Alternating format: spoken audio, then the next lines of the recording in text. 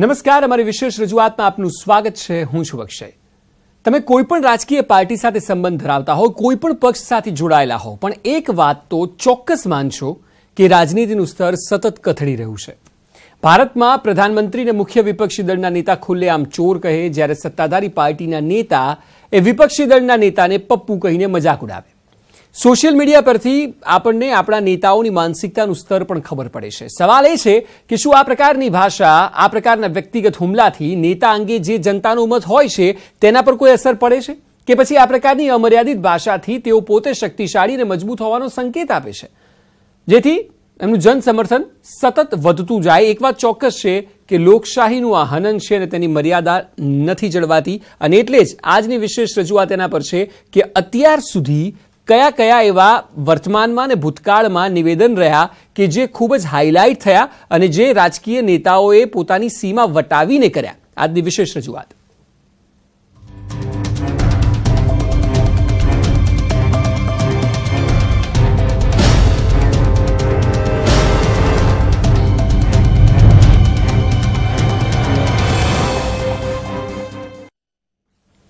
ભારતના રાજકારણમાં એક સારી વાત એ છે કે હવેનો સમય જે છે ત્યાં લોકો પોતાનો મત વ્યક્ત કરતા થયા છે। ભાજપ, કોંગ્રેસ હોય કે અન્ય કોઈ પણ પાર્ટી, પરંતુ લોકો તેમના વિચારો રજૂ કરતા તો થયા છે। સાથે સાથે જે નકારાત્મકતા છે જે સામે આવે છે તે છે લોકોનો ગુસ્સો, સામેવાળી પાર્ટી જે છે તેના માટેના અપશબ્દો। જો હું કોઈ પાર્ટીમાં માનતો હોઉં તો સામેવાળી પાર્ટીના ફોલોઅર્સ મને નથી ગમતા। ઘણીવાર તો ઘરમાં કે મિત્રોમાં પણ ઝઘડા થઈ જતા હોય છે। બસ આ જ બાબત લોકશાહી માટે સારી નથી। આ વાતની શરૂઆત પણ રાજકીય પાર્ટીઓથી જ થાય છે। રાજકારણમાં આદર ભાવની ભાવના એ ઝીરો થઈ ગઈ છે। તેનાથી થાય એમ કે આપણા નેતાઓ પણ વાણી વિલાસ કરતા થઈ ગયા છે, સામેના પક્ષની મર્યાદા ન રાખતા ગમે તેમ બોલે। પરંતુ સવાલ એ થાય કે આવા નિવેદન કેમ આવે છે? શું તેઓ વ્યક્તિગત રીતે દુશ્મન હોય છે? તો જવાબ છે ના। તો પછી શું તેઓ તમને ભડકાવવાની રાજનીતિ કરે છે? તો જવાબ હોઈ શકે કદાચ હા, કારણ કે તેમના સમર્થકોને તેની મજા આવે છે અને એટલે નેતાઓ પણ જનતાને આક્રમક થઈને તાળીઓ અને વાહવાહી જીતે છે। એક બાજુ કારણ પણ આપને જણાવી દઉં કે કદાચ આપને વિશ્વાસ નહીં થાય, પરંતુ ઈમાનદાર ભાષણ કરતા ભડકાઉ ભાષણ જીતની 3 ગણી ગેરંટી આપે છે તેવું નેતાઓને લાગે છે। જ્યાં જનતાના અસલી મુદ્દા જે છે, જેમ કે રોજગારી, ગરીબી, રોડ, રસ્તા, પાણી, ઘર, આ તમામ ગુમ થઈ જાય છે। ચૂંટણી લોકસભાની હોય, વિધાનસભાની કે અન્ય કોઈ પણ ચૂંટણી, ધર્મ, જાતિ, પાકિસ્તાન, વ્યક્તિગત ટિપ્પણીઓ, આ તમામને કારણે દરેક પક્ષનો ઉમેદવાર લોકશાહીની મર્યાદાઓનું ચીરહરણ કરે છે। એક વાત ચોક્કસ છે કે નેતાઓ માને છે કે જો તમારે ધર્મના નામે મતો જોઈએ તો પછી ભડકાવો, જો મોદી વિરોધી મત જોઈએ કે રાહુલ વિરોધી મત જોઈએ તો પછી ઉશ્કેરો। જનતાના મુદ્દા તમારે ભૂલાવવાના છે, ગંદી વાતોથી ભટકાવવાના છે। જ્યારે જીતની ગેરંટી તમારી નજરે ન ચડે ત્યારે આગ ઓગતા નિવેદનોની વણઝાર કરવાની છે। એ જ રાજનેતાઓ કરી રહ્યા છે। 2019ની લોકસભા ચૂંટણીની વર્તમાન તસવીર જે છે, જ્યાં ગંદી બાતને જીત માટે શુભ લાભ માની લેવામાં આવેલ છે।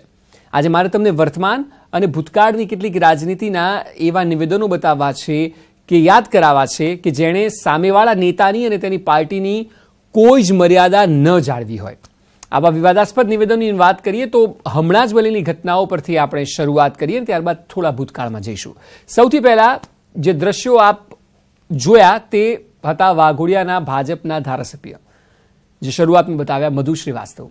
મધુભાઈ આમ તો બોલવામાં મારફાડ છે, એ બધા જ જાણે છે કે તેઓ દબંગ છે। દબંગ નેતાની દબંગાઈ જાહેરમાં આવતા હવે મધુભાઈ ભરાઈ ગયા છે।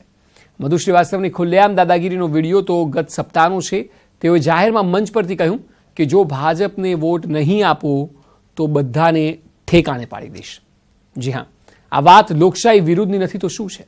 તમામ લોકોને પોતાના વિચારો મુજબ મત આપવાનો પૂરેપૂરો અધિકાર છે। મધુભાઈ, આપ કોણ બંધારણની ઉપર વાત કરવાવાળા? એટલે સવાલ ચોક્કસ થાય કે જે પ્રકારની સ્થિતિ છે તેમાં રાજનેતાઓએ બંધારણની ઉપર, લોકશાહીની ઉપર વાત કરતા થયા છે, અને તેનું ઉત્તમ ઉદાહરણ પણ મધુ શ્રીવાસ્તવ છે। વિનંતી કરું છું કે બધા જ બૂથના અંદર કમલના નિશાન નીકળે। જો કમલના નિશાન નહીં નીકળે તો કાન ખોલીને સાંભળી લેજો, તમે જે બી ગેરકાયદેસર રહે છે એમને ઠેકાને પાડી દઈશ। હું તો લડતો નથી, લડાવું છું ને. લડવા માટે તો દાદાગીરી કરીને કરવાનો છું કે વર્ષોથી અમે પાલી રહ્યા છીએ. પાણીની લાઈન આપી, લાઈટ બી આપી, ડ્રેનેજ બી આપી, બધું જ અમે આપ્યું છે. પંચાયતને વેરો નથી પડતા. તમે ભાઈ કોને કેવું છે ધ્યાન રાખી લેજો, કોને કેવા માંગી રહ્યો છું.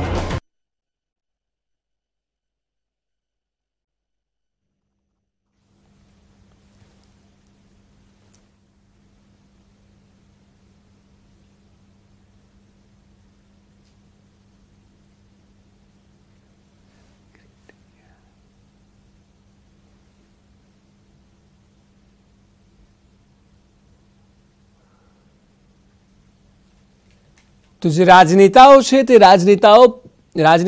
રાજનેતાઓ પોતાની મર્યાદા ઓળંગે છે અને એ જ મધુ શ્રીવાસ્તવના કેસમાં જોવા મળ્યું કે જે કહી રહ્યા છે કે જો ભાજપને વોટ ન આપ્યો તો પછી આપ તમામને પાઠ ભણાવીશ. હવે કોને કહી રહ્યા છે, કયા સંદર્ભમાં કહી રહ્યા છે, પરંતુ ભાષણ તો તે જ તરાર કરી રહ્યા છે જે લોકશાહી વિરોધનું છે. કારણ કે લોકશાહીમાં દરેકને અધિકાર છે, જે બંધારણ આપે છે કે તમામ લોકો પોતાનો મત વ્યક્ત કરી શકે.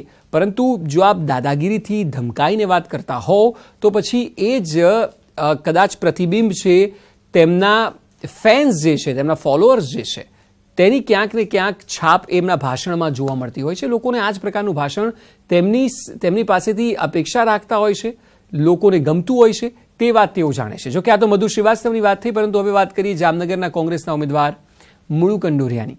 આ નેતાજી ચૂંટણી પ્રચારમાં એટલા મસ્ત છે કે તેમને એ પણ ભાન નથી રહ્યું કે તેઓ શું બોલી રહ્યા છે.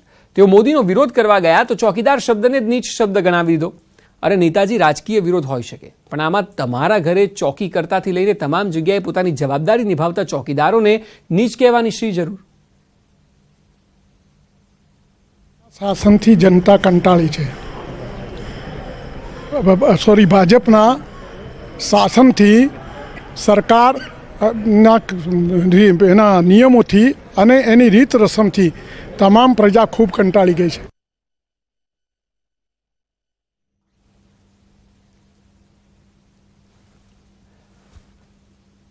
આપણે સંભળાવીએ મુળુ કંડોરિયાની બાઈટ કે જે તેઓ બોલી રહ્યા હતા, ચોકીદારોને તેઓએ નીચ કહ્યા.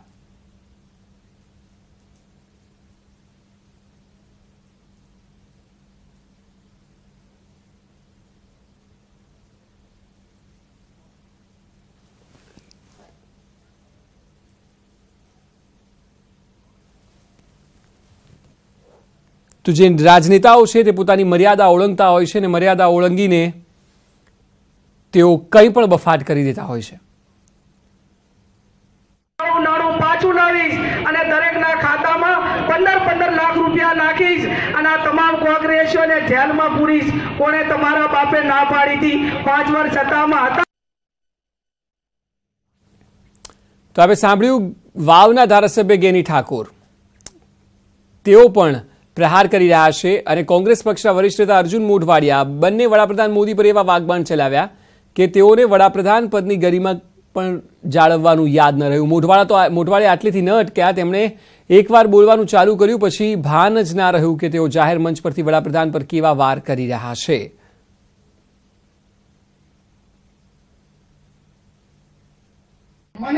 મને પકડી રાખજો, નહીં તો હું હમણાં પાકિસ્તાનને મારી આવીશ. મને પકડી રાખજો, નહીં તો હું હમણાં પાકિસ્તાનને મારી આવીશ. પણ તને રોકે છે કોણ? રોજ પાકિસ્તાનના નામની છાતી ફૂટો છું અને એના ભક્તો કહે કે અમારા સાહેબની છાતી 56 ઇંચની, અમારા સાહેબની છાતી 100 ઇંચની.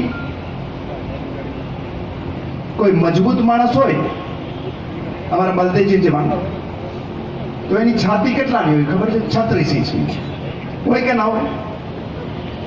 પહેલવાન હોય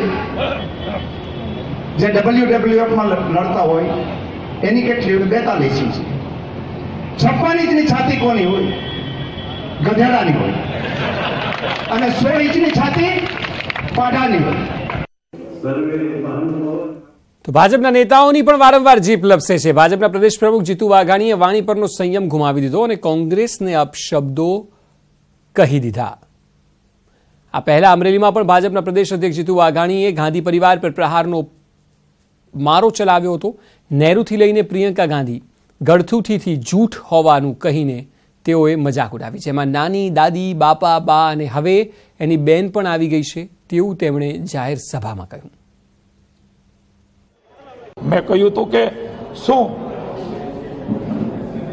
મોહમ્મદ સુરતી દેશદ્રોહી માણસ, એમની ગાડીમાંથી હથિયારો પકડાય, કોંગ્રેસની સરકાર હોય, આવા હરામજાદાની પાર્ટીને મત હોય ખરા? મેં એ કહ્યું હતું કોંગ્રેસ અલગ રીતે લઈને એ માત્ર વોટ બેંકની રાજનીતિ કરીને ભડકાવવા માંગે છે.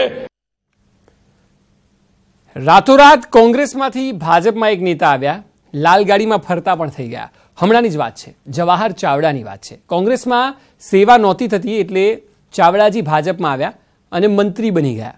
લાલ ગાડી અને બોડીગાર્ડ પણ સાથે આવ્યા એટલે ચાવડાજીને સુરાતન ચડી ગયું. પોતાને પત્રકારોના બાપ કહેવડાવી દીધા અને તેઓ શું કહ્યું સાંભળો. પત્રકારમાં સૌથી મોટો પ્રશ્ન હતો કે આ કોંગ્રેસમાંથી ભાજપમાં શું, મને હજી પત્રકારો પૂછે છે કે સેના માટે ગયા, તમને શું વાંધો? મેં કહું વાંધો તારા બાપ કઈ હતો જ નહીં અહીંયા. રમણ પાટકરને ઓળખો છો, સરકારના મંત્રી મહોદય. તેમણે તો ચૂંટણી ટાણે એવી ધમકી આપી દીધી કે ચૂંટણીમાં પક્ષ વિરોધી પ્રવૃત્તિ કરશો તો પકડાઈ જશો. ગામે ગામ આઈબીના માણસો મૂકેલા છે જે 24 કલાક વોચ રાખે છે. આ ધમકી નહીં પરંતુ વ્યવસ્થા છે. મંત્રીજી પણ વાણી વિલાસમાં પાછળ નથી. કેબિનેટ મંત્રી ગણપત વસાવાએ સર્જિકલ સ્ટ્રાઇક બાદ કહી દીધું કે ચૂંટણી મોડી આવશે તો ચાલશે પણ આ પાકિસ્તાનને ઠોકી દો. જોકે ત્યારબાદ પાકિસ્તાન વિરુદ્ધ કોઈ કાર્યવાહી નહીં થઈ પરંતુ મંત્રી લોકોને સુરાતન ચડે એટલે કહી દેતા હોય છે કે ચૂંટણી મોડી આવશે તો ચાલશે. પાકિસ્તાનનો મુદ્દો છે, રાષ્ટ્રવાદનો મુદ્દો છે, તેનો ભરપૂર લાભ લેવા માટે નિવેદનો આપવામાં આવે છે કે પાકિસ્તાનને ઠોકી દો. ત્યારબાદ શું થયું તેની વાસ્તવિકતા પણ લોકોને ખબર છે કે શાંતિ વાર્તા જ થતી હોય છે. બે દેશ વચ્ચે યુદ્ધ એટલું જલ્દી શક્ય નથી પરંતુ વાણી વિલાસમાં કોઈના રૂપિયા જતા નથી એટલે તમામ નેતાઓ પોતાના બેફામ નિવેદન આપતા હોય છે. ઉત્તર પ્રદેશના બાગપતથી ચૂંટણી મેદાનમાં ઉતરેલા આરએલડીના નેતા જયંત ચૌધરીએ તો ભાજપને જૂતા પાર્ટી કહી દીધી. જયંત ચૌધરીએ ધમકી ભર્યા લહેકામાં કહ્યું કે ભાજપ કાર્યાલયની એક ઈંટ ઉખાડી ફેંકીશ. સાથે તેમણે ભાજપનું નામ લીધા વિના પણ કહ્યું કે આ પક્ષ જૂતાથી મારપીટ કરવામાં માહિર પક્ષ છે. જયંત ચૌધરીએ જે પ્રકારે નિવેદન આપ્યું તે નિવેદન હતું કે દેશની લોકશાહીનું કોઈ મહત્વ નથી. વાત ભાજપ હોય, કોંગ્રેસ હોય, કોઈ પણ પક્ષ હોય.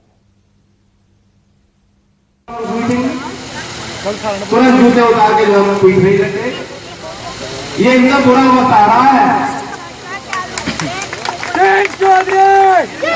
और ये आपको शराबी कहे या आपको मिलावट कहे, मैंने भी इनके लिए नाम सोच रखा है.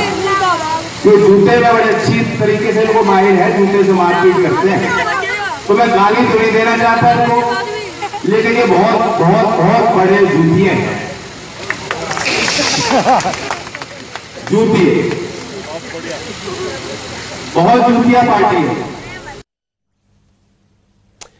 તો જે પ્રકારે વાણી વિલાસ થઈ રહ્યો છે, ચાહે રાજ્યની વાત હોય કે રાષ્ટ્રીય લેવલ પરની વાત હોય, ભૂતકાળમાં પણ અનેક જગ્યાએ એવી ઘટનાઓ ઘટી કે જ્યાં ઇલેક્શન હરાઈ પણ ગયા હોય નિવેદનબાજીને કારણે.